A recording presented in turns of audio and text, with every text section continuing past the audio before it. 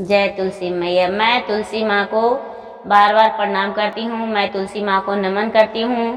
तुलसी माता सब पे अपना कृपा बनाए रखे। तुलसी माता सबके घर में रहे, सबके घर में बासी हैं, वो बहुत अच्छे हैं। मैं एक तुलसी कथा सुनाने जा रही हूँ। इस कथा को पूरा सुनिए, क्योंकि तुलसी का आधा सुनने में अपमान होता है। तुलसी घर घर के रखवाली करते हैं, इसलिए इस कथा को पूरा सुनिए और तुलसी का रहस्य जानिए कि किस प्रकार तुलसी धरती पर आए हैं और घर घर में बास लिए हैं।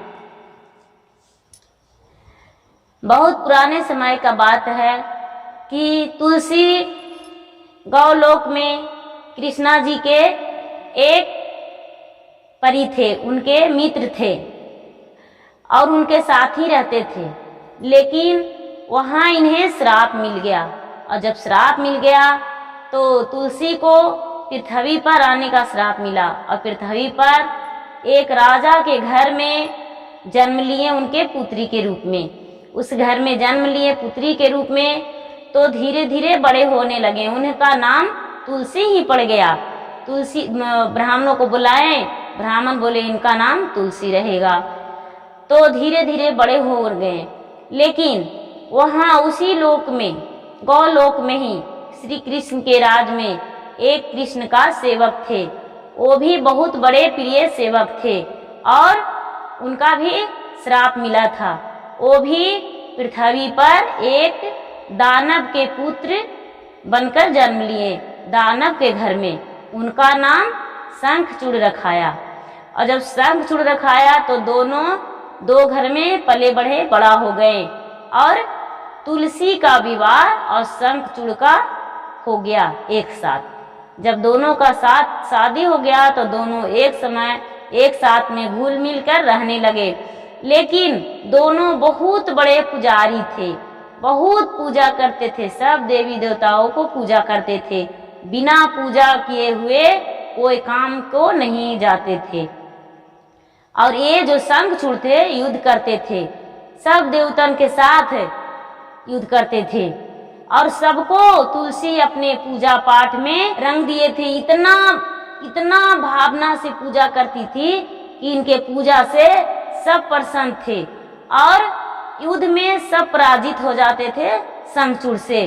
एक दिन का बात है कि ब्रह्मा जी और शंकर भगवान दोनों सोचे कि ये तो बहुत बड़ा अनर्थ हो रहा है, शंखचूड़ तो किसी से बदता ही नहीं है, क्या किया जाए, कुछ न कुछ तो उपाय करना पड़ेगा। लेकिन शंकर भगवान बोले कि क्या उपाय है, तुलसी तो इतना ही पुजारी है, इतना ही पुजारी है कि सबके मन मोह के रख ली है। ये तो किसी को भी नहीं छोड़ी है, सबको पूजा करती है, सबको अपना बस में कर ली है। तो बोले ब्रह्मा जी कि ऐसा कीजिए, चलिए विष्णु के पास चलते हैं। और दोनों विष्णु के पास चल गए और जाकर बोले कि विष्णु जी आपसे कुछ हमें सुनाना है संदेश। विष्णु जी बोले क्या?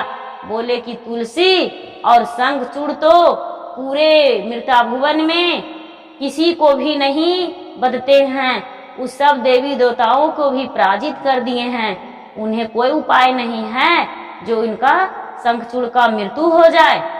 तो बोले विष्णु जी हाँ हाँ उपाय तो बहुत है, नहीं कैसे उपाय है। जब तुलसी पूजा करने को बैठेगी तब हम जाकर उसे पूजा को भंग कर देंगे तो शंखचूड़ मरा जाएंगे। बोले ठीक है, अच्छा है।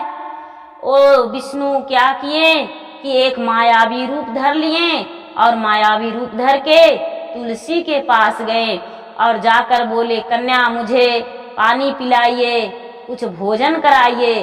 तो बोले कि भोजन और पानी अभी नहीं दे सकते हैं, अभी हम पूजा पे बैठे हैं। तो बोले आपको हम श्राप दे देंगे, यदि मुझे भोजन नहीं कराओगी, पानी नहीं पिलाओगी तो। तुलसी आधे पर से उठ गए और जाके उन्हें भोजन और पानी लेके गए, लेकिन नहीं पानी पिए, नहीं भोजन किए और इन्हें कहानियां में बिलवा लिए। ऐसा कहानियां करने लगे, ऐसा कहानियां कहने लगे, इतना ठंडा हवा चलने लगा कि जिसमें तुलसी का नींद आ गया और जब नींद आ गया तो शंखचूड़ उसी समय मारे गए और मारे गए। इनका अचानक नींद टूट गया। बोले महाराज आप विष्णु हैं, आप मुझसे छल किए हैं, मुझे तो ये नहीं पता था, ये पता रहता तो ऐसा नहीं होता। आज मैं असुहागन हो गई हूँ, मैं आपका भी श्राप दे रही हूँ। आप तो बहुत बड़ा अनर्थ किए हैं। और शंकर पे भी गुस्सा हो गए। शंकर पे चिल्ला के बोले महाराज आपका तो हम और शंखचूड़ दोनों बहुत बड़े भक्त थे, फिर भी अपने भक्त को क्यों मरवा दिए, क्यों ऐसा किए।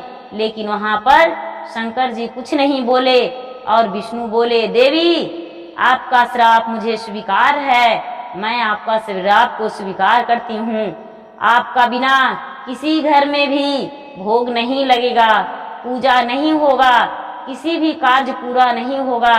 मैं आपका श्राप को सम्मान करती हूँ। मेरा एक अंग शरीर पत्थर का हो जाएगा, मैं अपने सिर पे आपको बिठाएंगे। जो एक अंग शरीर है शालिग्राम का नाम से जाना जाएगा और शालिग्राम के साथ आपका विवाह हो जाएगा। आप शालिग्राम के ही अर्धांगिनी कहोगी। महारानी मैं आपका श्राप स्वीकार कर रही हूँ, आप ऐसा मत कीजिए।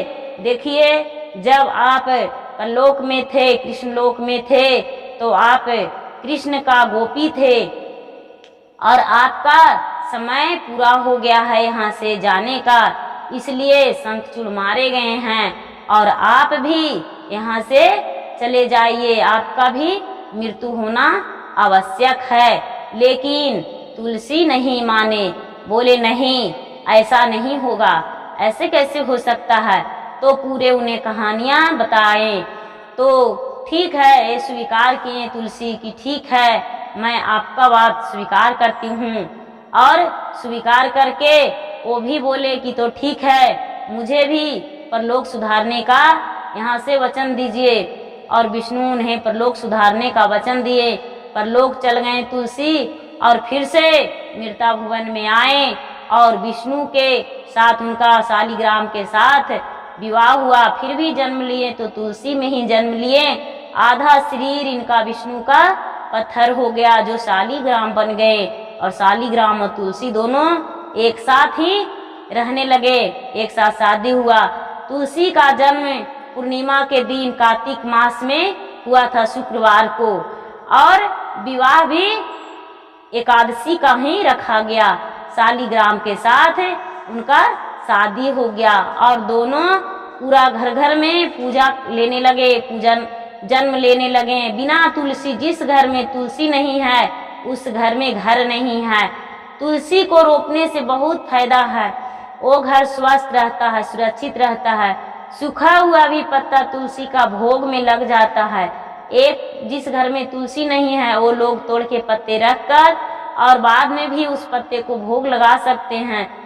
और कोई भी नैवेद्य धूप नहीं है तो सिर्फ तुलसी का पत्ता भी भगवान के भोग लगा के हाथ जोड़ के और भगवान को नमन करने से भगवान खुश हो जाते हैं, वो भोग को स्वीकार कर लेते हैं। तुलसी का पत्ता में सब कुछ है।